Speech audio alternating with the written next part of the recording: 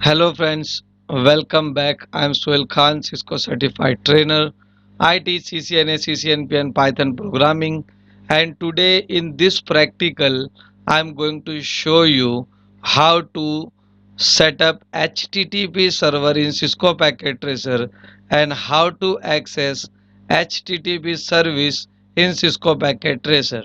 Alright, so if you are a new subscriber, don't forget to subscribe the channel and hit the bell icon. Okay, and if you are a new subscriber and if you don't know how to go to my channel, just go to YouTube and type CCN Expert. CCN Expert is the name of my channel because if you want to become an expert, learn from expert. And don't forget to subscribe the channel and hit the bell icon for the notification. Go to playlist. Here you will get all the videos related to CCNA, CCNP, Python programming, each and everything. And for online training, you can contact me. This is my WhatsApp detail. This is my email ID. Demo lectures are free with 100% expertization guarantee. Let's start the video. Alright. So in this scenario, first I will add a server. So now where to get the server? Just click here and the third number is the server. Alright. Okay. And just go to link. Add this server to any port of the switch. I'm adding to port number 7. And okay, so till it is up, we configure the IP address. I want to give IP address 30.0.0.4, okay, slash 8, and default gateway will be 30.0.0.10 slash 8. So now let's configure the server IP address. Click on server, go to desktop, same like PC, and give IP address 30.0.0.4 tab gateway is 30.0.0.10. Alright, so now the IP address is configured in the server. Now let's check whether this computer is able to ping server or not. Alright, I'll go to this PC and I will check ping 30.0.0.4 and enter.